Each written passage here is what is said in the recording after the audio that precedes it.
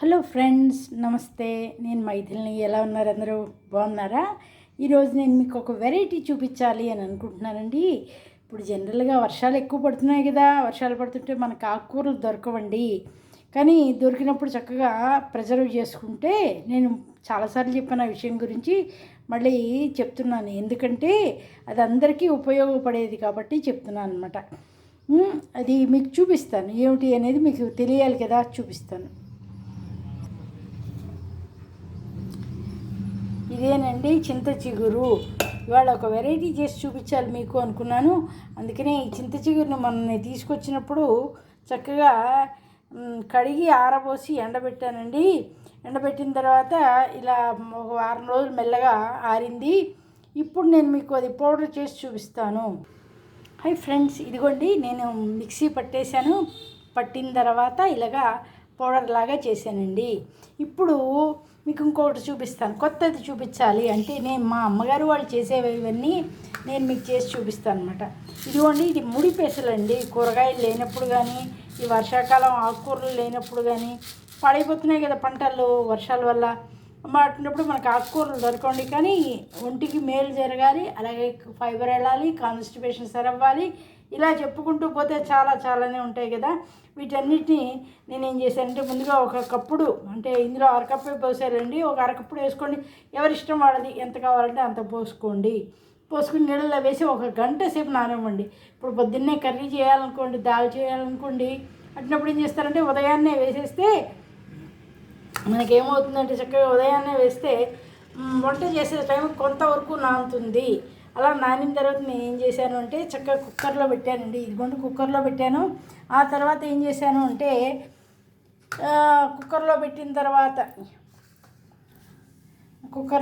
తర్వాత చక్కగా ఒక సిమ్లో పెట్టి ఒక పావు గంట సేపు ఉడికించిన తర్వాత హైలో పెట్టానండి. హైలో పెట్టి చక్కగా నేను ఒక 10 విజిల్స్ రానిచ్చానండి. బాగా మెత్తగా అయిపోవాలి అంటే ఇది రోటీలోకి పనికి రావాలి, అన్నంలోకి అదరులా రావాలి, తర్వాత టేస్టీగా ఉండాలి, హెల్తీగా ఉండాలి. ఇప్పుడు ఇందులో ఏమేస్తాను అంటే, ఇదిగోండి చూడండి, ఈ చింత చిగురు పొడి వేసేస్తానండి. ఎందుకంటే ఇది ఉత్త పౌడరే కదా, ఊరికే తేలిగ్గానే కలిసిపోతుంది. ఓకేనా? ఇదిగోండి, ఇంత చక్కగా కలిసిపోతుందండి, అంత బాగుంటుంది. ఈ పెసరపప్పు ఈ పెసలతో చేసినటువంటి కూరలో చింత చిగురు వేసుకున్నట్లయితే రుచికి రుచి ఉంటుంది, అలాగే కమ్మగా పుల్లగా ఉంటుంది. చింత చిగురు వేడి కదండి, ఆ వేడిని తగ్గించగల కెపాసిటీ ఈ పెసలకు ఉన్నదనమాట. మీకు ఇంకోటి వేసి చూపిస్తాను, ఒక్క నిమిషం. ఇదిగోండి, పసుపు, ఉప్పు, పచ్చిమిరపకాయలు ఇవన్నీ దీంట్లో వేసేస్తానండి. ఇదిగోండి చూడండి, ఇలా వేసిన తర్వాత నేను పోపు పెట్టి చూపిస్తాను. ఆల్రెడీ మూకుడు వెచ్చ చేశాను. ఇప్పుడు మళ్ళీ పోపు వేసి చూపిస్తాను. ఇదిగోండి, పోపు నూనె కాగింది.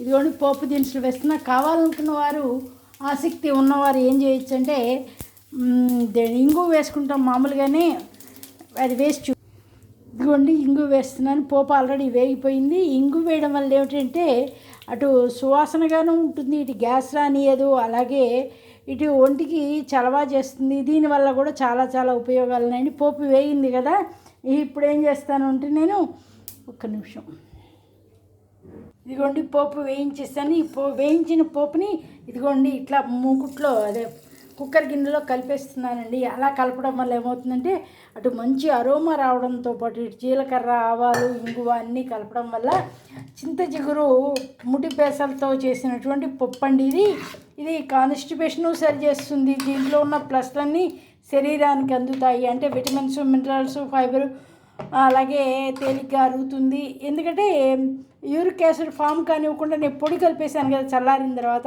ఆ పొడే కాబట్టి దీంట్లో కలిసిపోయి తేలిగ్గా తయారవుతుంది అనమాట. ఇది కూరలు ఉన్నప్పుడు చేసుకోవచ్చు, కూరలు దొరకనప్పుడు ఇలాగా ముడి పెసలతోటి చేసుకోవచ్చండి. కాకపోతే ఒక అరగంట నానబెట్టి ఉంచితే కనుక పెసలు కొద్దిగా నానతాయి. తర్వాత సిమ్లో పెట్టి కుక్కర్ పెట్టేసిన తర్వాత సిమ్లో పెట్టి తర్వాత ఒక 10 విజిల్స్ రానిస్తే కనుక, అంటే ఎలాగంటే నానబెట్టిన తర్వాత ఒక అరగంట తర్వాత కుక్కర్లో పెట్టిన తర్వాత ఒక 15 నిమిషాలు సిమ్లో ఉడికిచ్చి ఆ తర్వాత ఒక 5-6 తక్కువలో తక్కువ ఒక 5-6 విజిల్స్ రానిస్తే ఇలా మెత్తగా పేస్ట్ లాగా వస్తుందండి. ఇది రోటీలోకి పనికొస్తుంది, అన్నంలోకి పనికొస్తుంది, చక్కగా ఒంటికి మేలు చేస్తుంది. అటు ఇమ్యూనిటీ పవర్ని బూస్టప్ చేయడానికి చింత చిగురు ఉంది కదా, దాంట్లో ఉన్న విటమిన్స్ దీంట్లో ఉన్న విటమిన్స్ కలిసి ఒంటికి మేలు చేస్తాయి, రక్తహీనత రాకుండా అలాగే టేస్టీగా హెల్తీగా ఉండడానికి అవకాశం ఉంటుందండి. అవకాశం ఉంది కాబట్టి నా వీడియో నచ్చినట్లయితే లైక్ చేయండి, షేర్ చేయండి, సబ్స్క్రైబ్ చేయండి. Thank you so much. Thanks for